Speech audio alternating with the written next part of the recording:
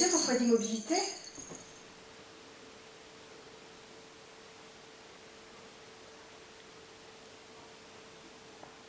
Je ne fais pas que des performances dans la vie, parce que je dis en général que je suis bidouilliste de l'art, je bricole, je fais des petits trucs à droite à gauche. Donc je fais des performances, je vais à des concerts, je suis spectatrice, je vais au théâtre, j'ai été chroniqueuse culturelle, je suis critique d'art, j'ai été prof de méthodo à la fac. Ça c'est toujours un gros mystère pour moi, mais je l'ai fait, j'ai relevé ce défi. J'ai étudié l'art en fait, c'est ça, à la base j'ai étudié l'art. Et j'ai étudié l'art de sorte que j'en suis venue à être docteur. Donc je m'appelle Cynthia Bresolin, rebonsoir, et je suis docteur en art et théorie des arts. Et en gros, je suis esthéticienne, quoi. Mais je suis esthéticienne pas au sens cosmétologique du terme, quoique je fais des apéros ciseaux. Tu m'offres l'apéro, je te mets un coup de ciseau, au sens littéral du terme. Hein. Tu m'offres l'apéro et je te mets un coup de ciseau.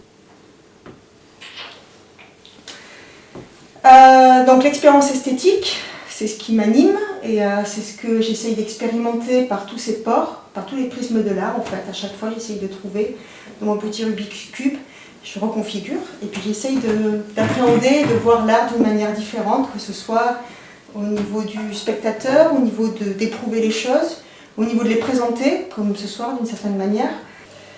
J'ai fait ma thèse là-dessus, j'ai travaillé sur la notion de subversion. Je crois que j'en suis venue à me dire à un moment donné qu'une œuvre d'art, une expérience esthétique absolue, c'était une œuvre d'art qui était dite subversive. Et pour moi, la subversion, c'est ce qui bouscule. Moi, j'appelle ça l'accident esthétique. Ça a été mon sujet de thèse. Donc là, je voulais résumer en 3 minutes. Par contre, j'ai écrit 350 pages pour le faire et j'ai mis 6 ans.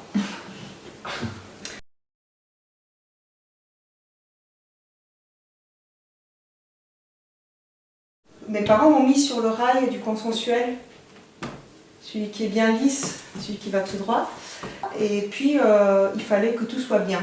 Comme beaucoup de gens, il fallait que tout se passe bien tout le temps, donc pas faire de vagues. Quand je me suis inscrite en fac d'art plastique, ma mère a tout de suite vu que je ne m'étais pas inscrite en fac de lettres. Et là, elle a eu cette superbe phrase où elle m'a dit « T'as intérêt à pas te louper, parce que moi, je te louperai pas. »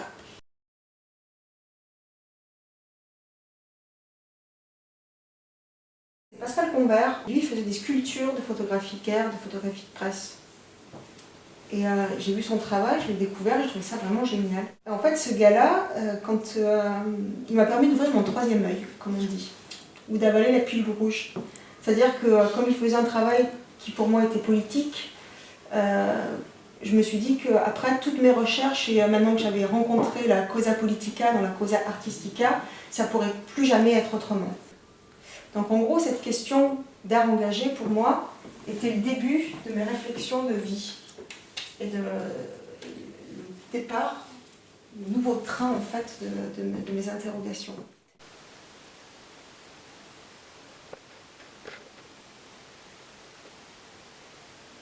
Parce que c'est vraiment la sensation que tu as quand tu es en doctorat, c'est que l'univers des possibles s'offre à toi, c'est génial, sauf qu'en fait c'est aussi génial qu'abyssal. Et j'ai commencé déjà à définir ce qu'était l'art subversif, l'art engagé, l'art subversif.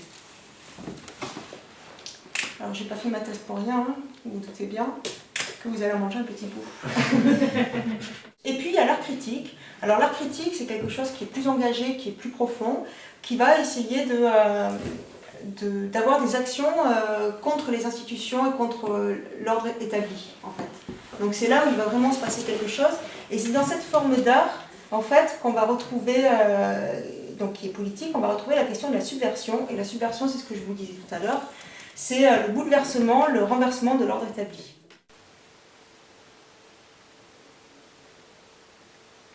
Un jour, j'ai eu un petit coup de fil, et donc bili, je réponds, et c'était mon directeur de thèse. Il me dit « Cynthia, c'est formidable, comment vas-tu? Alors t'en es où? T'as 4e ou 5e année de thèse ?» J'en suis à ma 6e année. Donc en un mois, il fallait que je fasse un titre de thèse avec un plan détaillé. Sauf que moi, j'avais pas grand-chose. Je me suis dit « Ok, très bien Cynthia, tu pars du départ. Alors c'est simple. Ici, il y a la réalité. Donc, le réel. Jusque-là, tout va bien. Clac. Je prends un peu de recul. Et je me dis non, mais c'est l'origine du monde de Courbet. Écoute Bernard, j'ai fait une découverte incroyable. J'ai découvert que l'expérience esthétique absolue, idéale, celle où il y avait vraiment un partage du sensible ici, c'est l'origine du monde de Courbet. Je fais quoi? Et là, il me dit formidable. C'est formidable. Les plis de quoi? Allons-y. Donc je lui ai dit ok, d'accord, très bien. Je déplie et je déploie. Donc là, en fait, en gros, pour moi, l'origine du monde de Courbet, parce que littéralement on peut apposer le sexe de Courbet là-dessus, c'est une expérience idéale, c'est le juste équilibre dans d'une expérience esthétique. Un jour, je suis allée voir un concert, je suis arrivée dans la salle, et puis ils ont balancé leur truc, et moi j'ai eu un putain de choc esthétique. Donc on pourrait appeler un accident. Et ça m'a tellement perturbée que je me suis dit, il s'est passé quelque chose à ce moment-là qui a été d'une fulgurance telle que je ne pourrais jamais l'oublier. Et je crois que j'ai eu tellement peur de l'oublier que je m'en suis fait un tatouage. Donc ça a été mon premier tatouage. Et pour moi, ce tatouage répond à cette phrase que je ne connais pas par cœur, de Paul Éluard, qui dit « Par le pouvoir d'un mot, je recommence ma vie.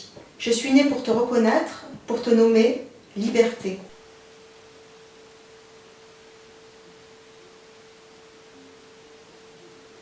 Je me suis dit que cette expérience que j'ai eue, qui a été la plus profonde en termes de sensations avec Week-end Vie Rose, elle engageait en fait des émotions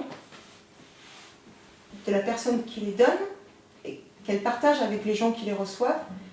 Mais ces émotions, elles ne sont pas forcément positives. Vous savez, l'expérience de la sensation, elle n'est pas toujours très agréable tout le temps. Elle peut être désagréable, elle peut révolter, elle peut avoir tout un panel de sensations. Donc elle peut aussi mettre mal à l'aise.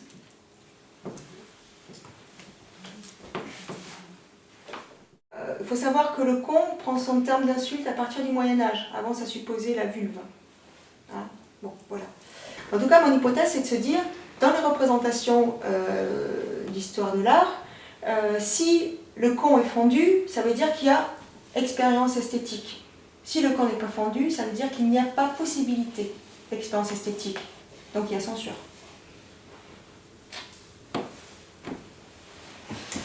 Alors, du 10 au 13e siècle, je balaye vite, hein.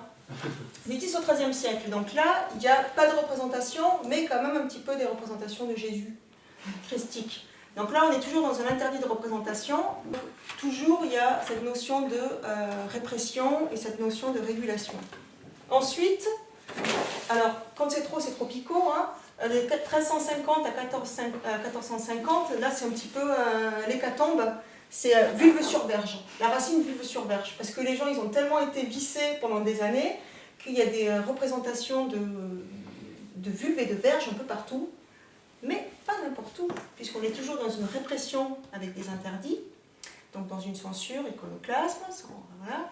On a des images crues indécentes qui apparaissent dans l'esthétique de la marge, dans les marges, c'est-à-dire que les images indécentes qu'on voit aujourd'hui, qu'on voit pendant cette période-là, elles sont sur les interfaces, pas à l'intérieur des églises, mais sur les faces des églises. Dans certains tableaux, tout ce qui est cru, ça sera dans les cadres des tableaux. Donc, et du coup, il y a même un tableau qui est... C'est pas un tableau, pardon, c'est une petite statue qui a été faite entre 1375 et 1425, qui s'appelle la vulve pèlerine. Mais alors, comme elle va dehors, et comme elle marche, il faut quoi? Non, un chapeau. Un chapeau. Alors elle a un petit chapeau, c'est un bob. Elle a un bob avec des petites perles comme ça. Voilà, comme ça. Ça, c'est l'esthétique de la marge. La vulve pèlerine, elle se fait la malle.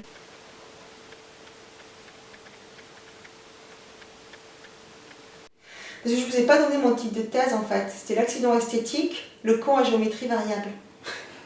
En sous-titre. Je me demande si c'est à ce moment-là que je me suis dit que ça allait être un peu compliqué Ou alors est-ce que mon prof me l'avait dit quand j'avais choisi mon type de thèse et que j'avais déjà rendu ma thèse, et qui m'avait dit, Cynthia, je crois que ça va être un peu compliqué. C'est pas grave, ce truc-là, je l'ai fait par intuition et conviction. J'ai jamais trop été aidée ou quoi que ce soit. Donc, et puis, tout de suite, je me suis rappelé mon grand-père. Mon grand-père, il est italien. Enfin, mes parents, ils sont italiens. Et mon grand-père, il disait toujours ce truc-là. Il disait, mais nous, on est des Italiens. Les Italiens, ils sonnaient une truelle à la main. Et ça a résonné en moi en me disant, ben ouais, en fait, c'est force et pugnacité, quoi. Les gens, ils se démerdent tout seuls. Ils construisent leur truc avec leur truelle à la main. Ils sont nés comme ça. Et donc, au final, ben, je me disais, ben, peut-être que je suis une intellectuelle.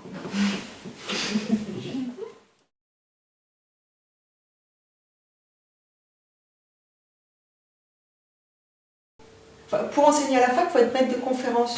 Et pour être maître de conférence, il faut passer une qualification pour être maître de conférence, parce que moi, j'étais que docteur. Et une qualification pour être maître de conférence, ça répond à des règles qui dit que tu dois avoir 3 publications dans des revues scientifiques, 3 conférences, et le doctorat avec, si possible, la meilleure mention. La première fois, je n'ai pas été qualifiée. On m'a dit, Cynthia, enfin, Mademoiselle Brézolin, votre thèse est trop subversive. Ben, je travaille sur la subversion de l'art. Ouais. Ça, ok, très bien. Donc, je le refais une deuxième fois. Par exemple, ça là, je l'ai trouvé. Une mallette à coloc. Quand tu vas dans des colocs, tu as des goodies, tu as des mallettes à coloc. Et puis toutes ces histoires là de faire des performances, expériences esthétiques, tout ça. Enfin bon, la fac, c'est pas de l'animation quoi. J'avais pas une pratique clairement identifiable. Et puis alors là,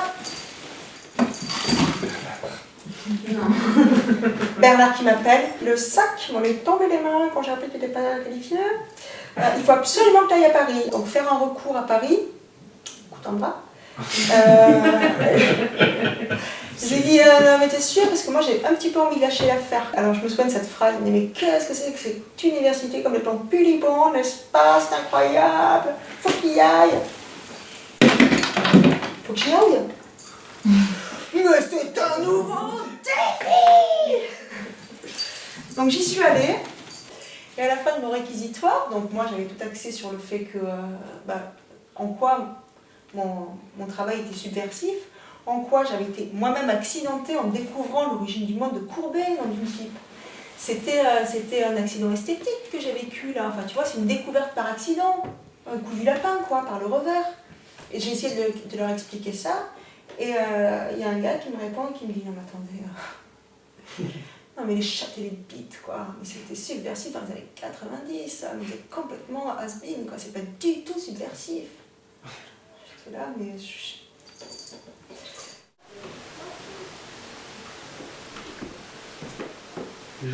Je suis un petit peu fatiguée là, j'y arrive plus. J'y ai cru, mais là je suis un petit peu au bout du rouleau, alors qu'est-ce qu'on fait? On dit écoutez, tout va bien se passer. Laissez la police faire son travail. On va essayer de mettre les choses qui vous perturbent de côté. Alors, qu'est-ce qui vous perturbe? Ben, un peu ma thèse, enfin. Votre thèse sur quoi? Le con. Ah, le con. Écoutez, laissez le connard de côté. Casse-toi, pauvre con. On va le mettre de côté, hein, dans les marges. Et puis, on va prendre des petites pilules. Comme ça, au moins, on va vous anesthésier un petit peu. Et puis, tout va bien aller, tout va bien se passer. N'est-ce pas? Bah non, ben moi j'ai dit oui. Et donc là, j'ai embrayé sur une des dernières phases. Bientôt fini.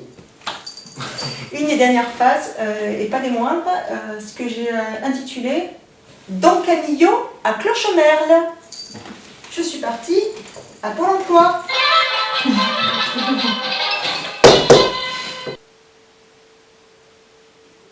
Et on a fait un tour de table et elle m'a demandé ce que je faisais. Alors moi je lui ai dit, ben voilà, doctorat en art, difficile, abandon, restructuration peut-être, réorientation, mais en même temps pas novice complètement, puisque bénévolat depuis des années en tant que chroniqueuse culturelle et critique d'art.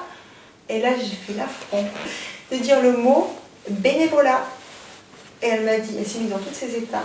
Elle m'a dit, oh, plus jamais ce mot devant moi. Vous doutez bien que là, vous êtes chercheur et demandeuse d'emploi. Chercher un emploi n'est pas compatible avec la notion de bénévolat. Donc moi, vous avez de la chance que je sois sympa. Si j'avais été conne, j'aurais pu vous radier dès demain. Donc j'en avais un peu gros sur la patate.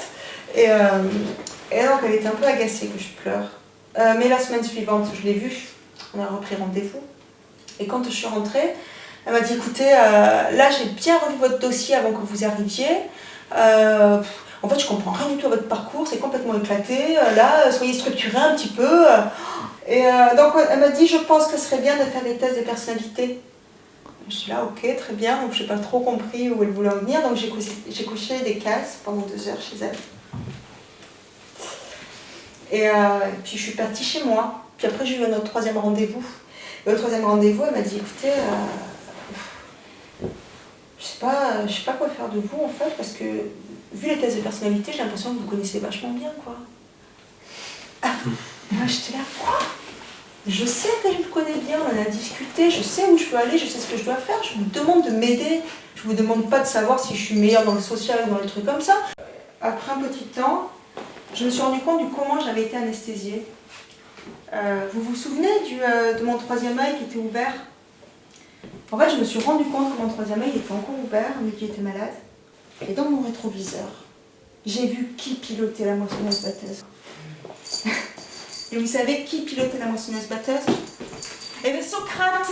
Socrate a raison. Il a fait en sorte que tout ce qui était de l'ordre des expériences esthétiques ou des choses qu'on pouvait vivre plus ou moins dionysiaques, il s'est bien rendu compte que c'était risqué, il les a abrogés et il a renversé la chose en mettant en avant juste la raison. Du coup, le coup de Socrate, c'est le contraire du coup du lapin. Le coup du lapin, c'est ce que je vous expliquais, c'est l'accident. C'est quand on est perturbé par quelque chose qui fait qu'on ressort le même mais différent. Pas forcément en art, dans toutes les expériences qu'on a dans la vie. Ça m'a permis de me rendre compte que moi, ce monogrelot consensuel et vissé de la vie, je ne le voulais pas. Je préférais garder mon grelot KO. Mais on ne vit pas d'humour d'air et d'eau fraîche, hein. Ça je l'ai bien compris. Donc pendant toutes ces années, de ma première année de fac ou de mon premier boulot à maintenant, et bien dans le désordre, pour asseoir mes convictions et mes intuitions, j'ai fait.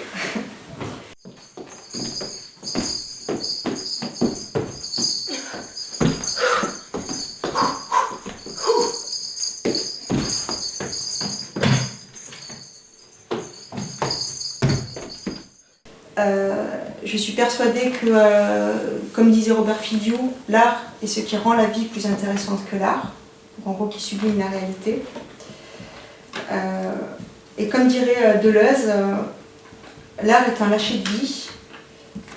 Question de la liberté de Paul Éluard dont on parlait tout à l'heure, tatouage. Et l'artiste est celui qui permet à l'homme de libérer la vie que lui-même a emprisonnée.